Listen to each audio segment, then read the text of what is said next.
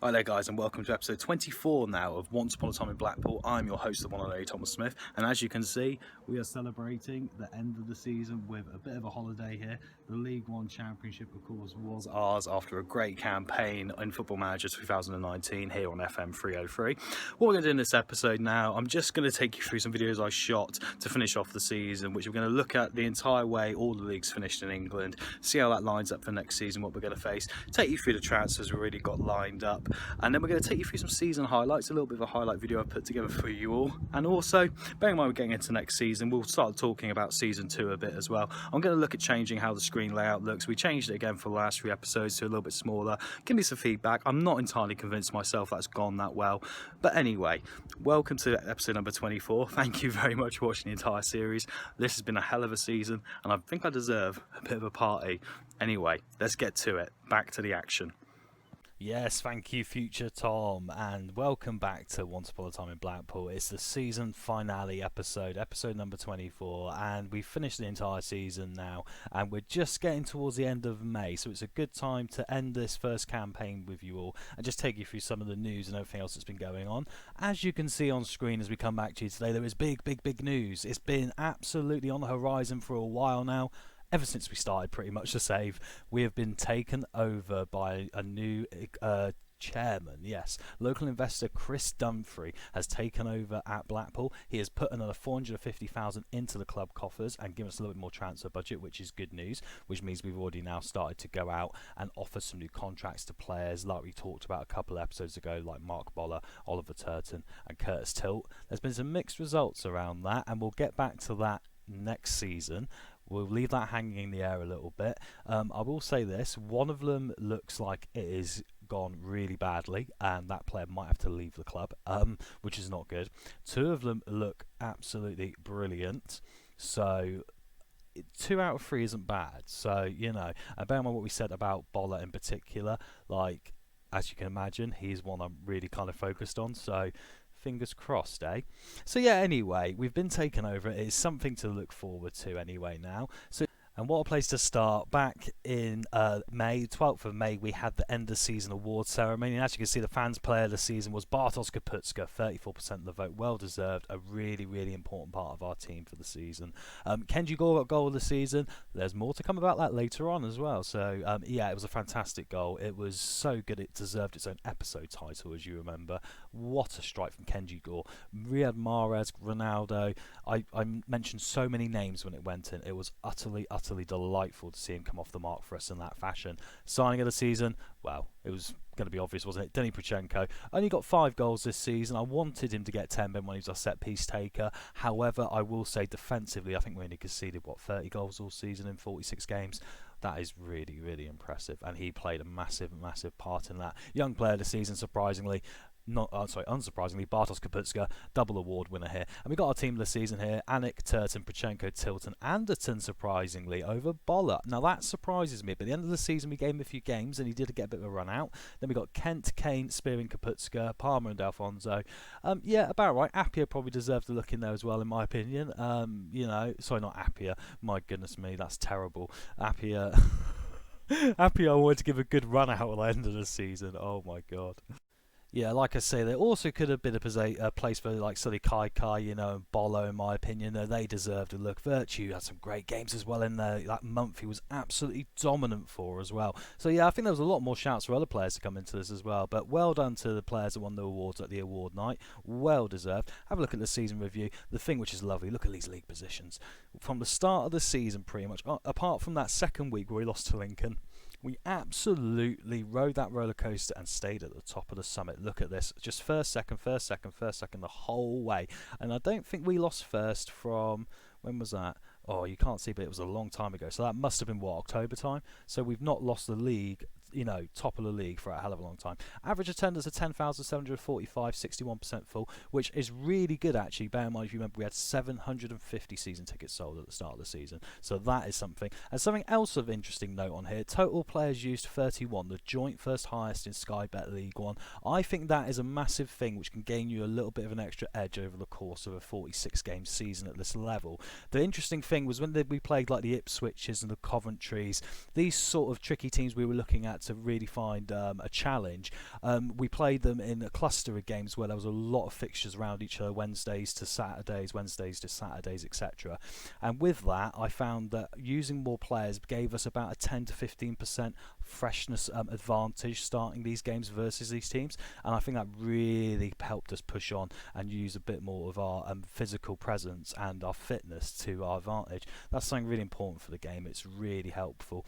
So have a look at the end of season conference review. As you can see, the chairman, just before he moved on, is absolutely delighted, and it was lovely working with him. I mean, everything's pretty good. Club philosophies aren't really apparently stuck to, but what philosophies have we got when we're just really being reborn from a phoenix-like environment?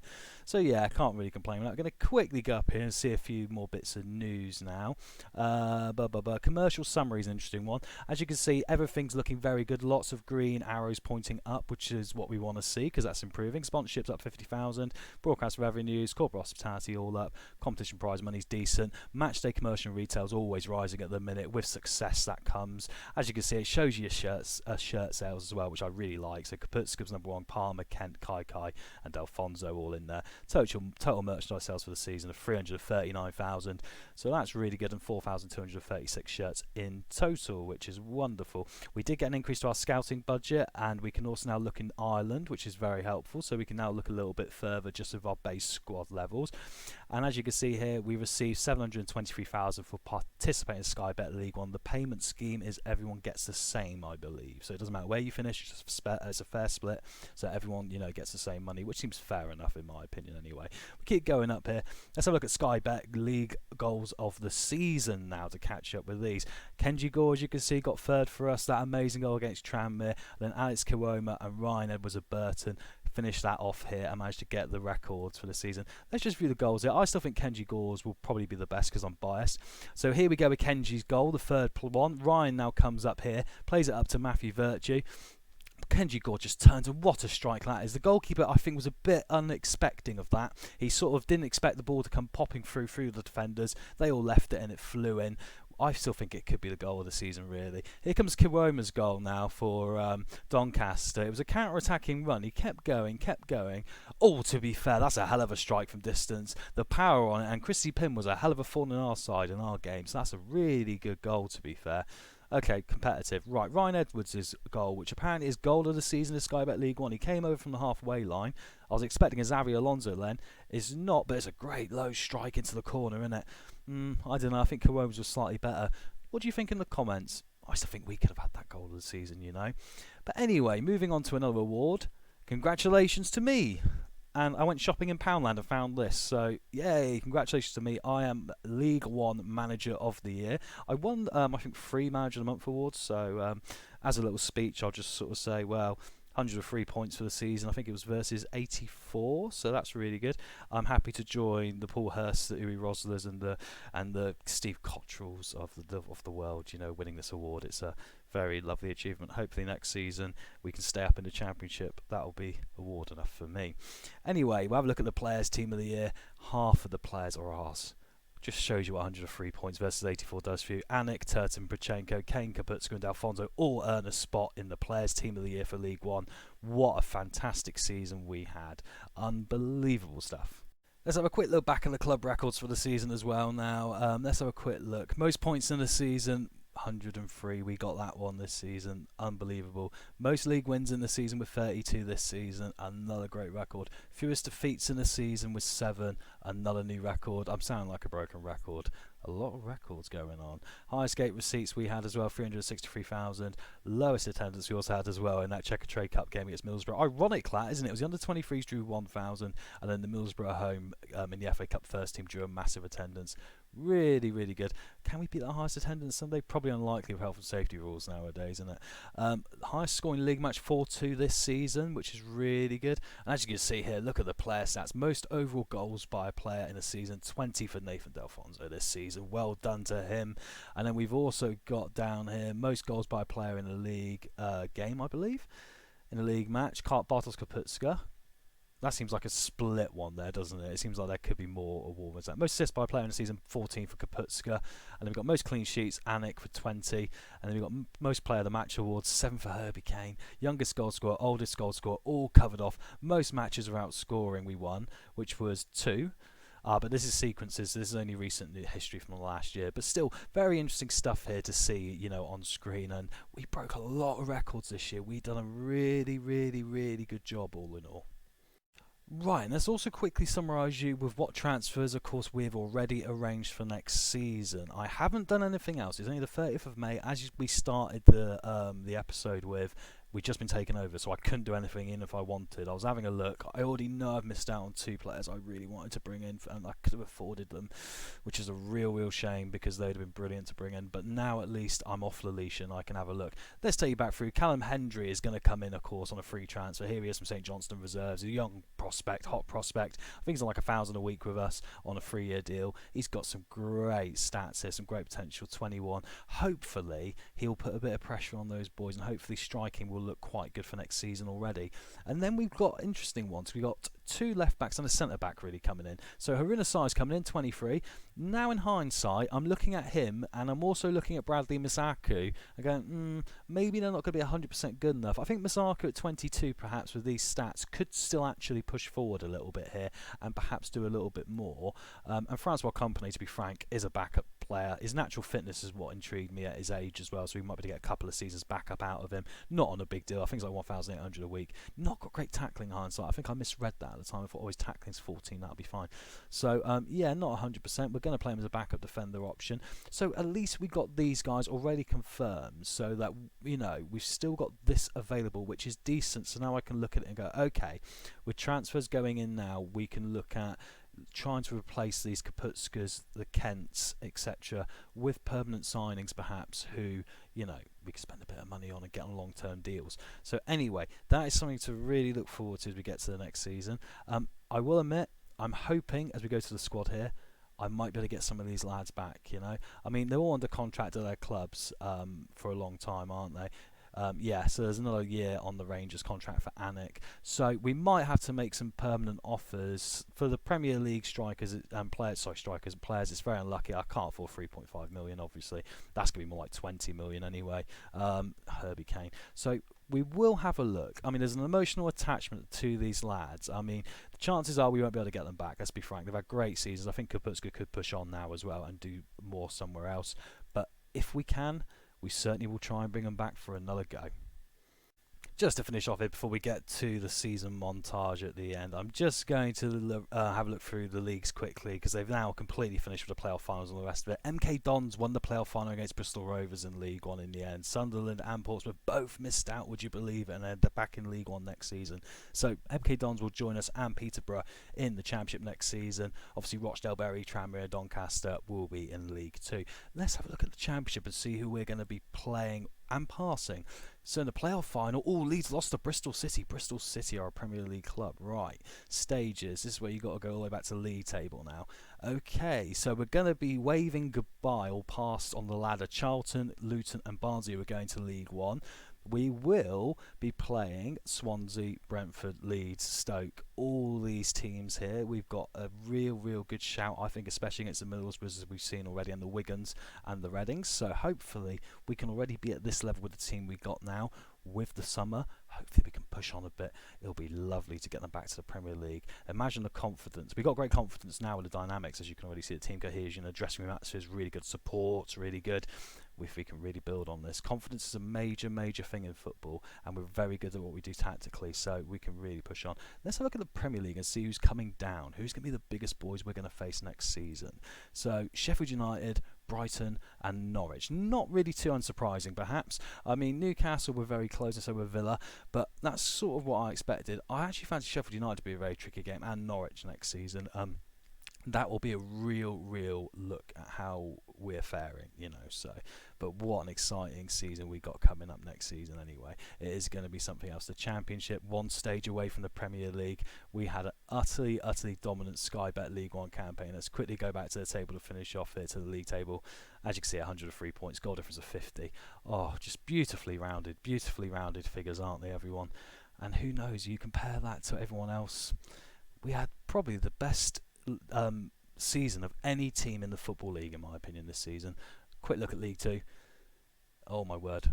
Once again, we've got to go to this. 102 for Bradford, yes, we still got one more point in them. So yeah, I take that. We done wonderful. So I just want to say thank you guys very much. Thank you very much for watching the first season of Once Upon a Time in Blackpool. It has been very interesting. I did 24 episodes for the first season. Perhaps we should try and do 12. I don't know. Let's have a bit of feedback about that. Come on, just chuck some comments in. Let me know. Get liking and subscribing. And now we're going to finish off episode 24 with an end of season montage video. And I want to thank you all again for watching. And of course, it's going to be a little bit of a break now while I move house. But I will see you in a couple of weeks, and we'll be back with season 2. And we'll answer some of these contractual questions, some of these transfer questions. We'll look at the tactics, and we'll look at how we plan to conquer the Sky Bet Championship. Thank you very much again for watching. Please like, subscribe and comment. I'm the one and only Tom Smith. This has been Once Upon a Time in Blackpool. See you next time.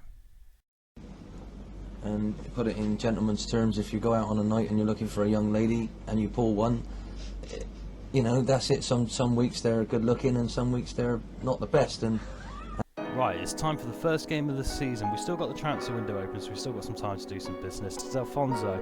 Karki comes forward here on the right-hand side. Kalaki over to Kaputska. He equalises. See, I said it. That's why we went for these quality loan players early doors to try and get them in. Bartosz Kaputska there has just absolutely shown why we go for a player like this at this level. We have come and completely destroyed the south coast here. The west coast owns the south here today.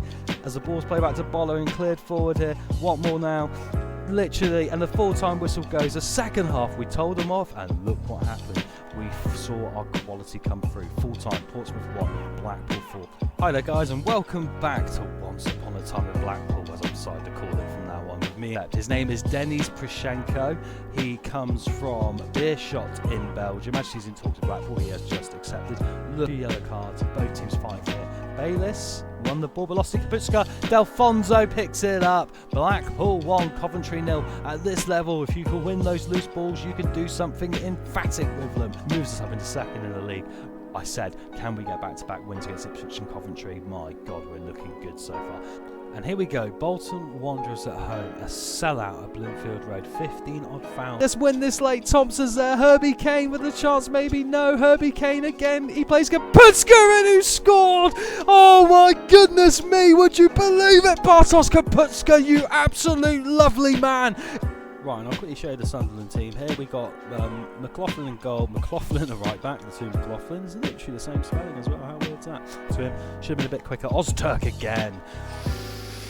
Ooh, battle of the defensive free kick takers in this one. We edge towards half time. Once again here, relatively solid though, not looking like we're going to concede that easily unless it's from a set piece. Right, Kane down to Kaputska who can strike it, plays a great ball across. That's a Premier League quality pass, ladies and gentlemen. We're looking to get over 100 points this season. Our nearest rivals are on 43. They're dropping points like anything at the moment. I can't. The haunting nature of takeovers suddenly has come back.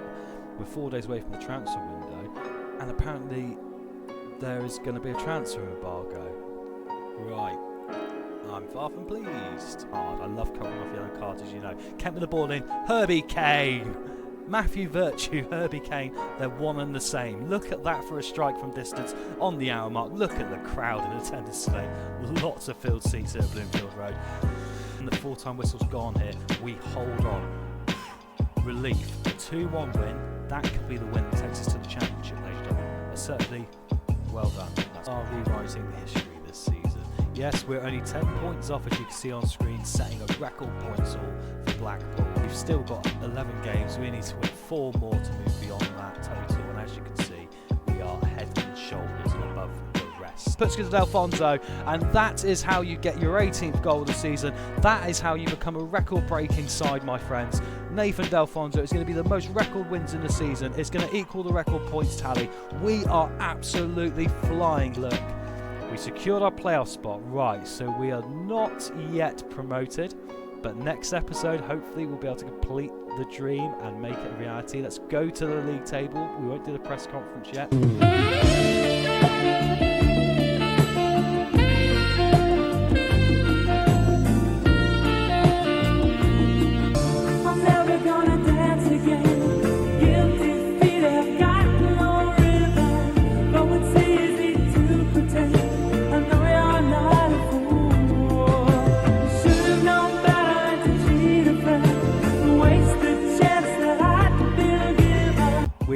the Sky Bet League One champions. We've also got that record. We were looking forward to the championship, looking forward to seeing where we go from here. Right, so here we go. As we target 100 points, let's take you through the teams. We are the champions, but can we really mark our territory here and shout who we are? Tranmere got no one forward. They're that defensive-minded here at Bluefield Road. They know what they're up against. Kenji Gore, what a goal!